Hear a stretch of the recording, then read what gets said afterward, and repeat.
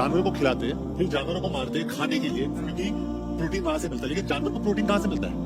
वही घास और पेट से। भाई आप लोगों से रिक्वेस्ट है हाथ जोड़ के, अगर आप किसी जानवर का कुछ भला नहीं कर सकते, उनको कुछ खिलाने पिलाने को नहीं दे सकते, तो कम से कम ये सब ना करें। वो बेजुबान है और बददुआ बहुत असरदार होती है, तो ये ना करें।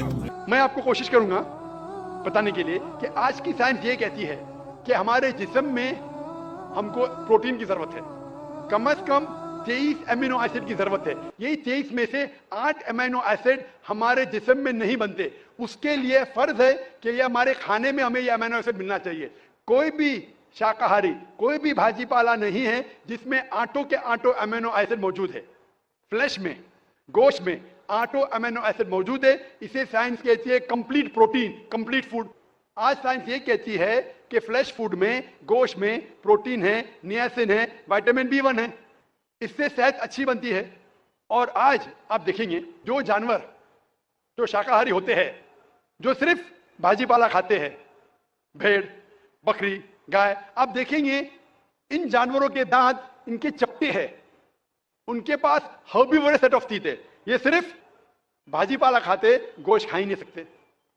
जब आप देखेंगे मांसाहारी जानवर के दांत, शेर बब्बर, चीता, उनके नोकीले दांत होते हैं। ये सिर्फ गोश्त खाते हैं, भाजी पाला खा ही नहीं सकते। जब आप अपने दांत आईने में देखेंगे तो भगवान ने, ईश्वर ने, हमारे खालिक ने हमें दोनों दांत दिया है, चपटे दांत भी दिया है और नोकीले दांत भी दिया है। अगर हमारा ईश्वर चाहता था कि हम सिर्फ भाजी पाला खाए तो ये नोकीले दांत क्यों दिया? गोश्त खाने के लिए। आज की साइंस कहती है कि जो डाइजेस्टिव सिस्टम है हर्बीवोरस एनिमल का, गाय, भेड़, बकरी के, वो सिर्फ भाजी पाला डाइजेस्ट कर सकते, गोश्त को डाइजेस्ट कर ही नहीं सकते। जो डाइजेस्टिव सिस्टम कार्निवोरस एनिमल का है, चीता, शेर बब्बर, ये सिर्फ गोश्त डाइजेस्ट कर सकते, भाजी पाला नहीं। लेकिन हम इंसानों को अल्लाह ताला ने, हमारे ईश्वर ने स्मॉल इंटेस्टाइन भी दिया है, बिग इंटेस्टाइन भी दिया है। हम भाजी पाला भी डाइजेस्ट कर सकते, गोश्त भी डाइजेस्ट कर सकते। अगर हमारा ईश्वर चाहता था कि हम सिर्फ भाजी पाला खाए तो हमें ये डाइजेस्टिव सिस्टम क्यों दिया जो गोश्त को भी डाइजेस्ट कर सकता है? तो साइंटिफिकली हमारा जिस्म हमारे ईश्वर ने ऐसा बनाया है कि हम भाजी पाला भी खा सकते हैं, गोश्त भी खा सकते हैं। और बहुत लोगों को गलत फहमी है कि हिंदू मजहब में गोश्त खाने की ममानियत है। भाई आप हिंदू है ना? आपके नाम से लगता है आप हिंदू है। हिंदू है ना सर? जी हिंदू ही है। आप हिंदू है ना? हाँ बिल्कुल सही, आपके नाम से लग रहा है आनंद आपका नाम है, आप हिंदू है। आपको गलत फहमी होंगी कि हिंदू मजहब में गोश्त खाना हराम है।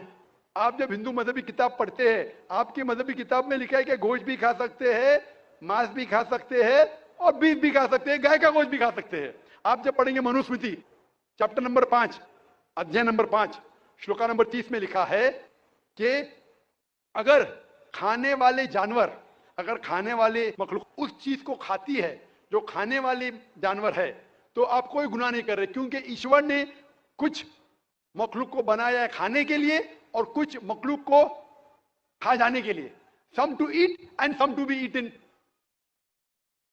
तो अगर आप खाने वाले जानवर खाते हैं तो गुनाह नहीं कर रहे हैं। लिखा है मनुस्मृति में अध्याय नंबर 5 श्लोका नंबर 31 में कि अगर आप पूजा के लिए जानवर को कत्ल करते हैं तो कोई गुनाह नहीं करते। लिखा है मनुस्मृति में अध्याय नंबर 5 श्लोका नंबर 39 और 40 में कि ईश्वर ने कुछ जानवर को बनाया है पूजा के लिए, सैक्रिफाइस के लिए। तो killing in sacrifice is not killing. तो कत्ल करना पूजा में कत्ल नहीं है।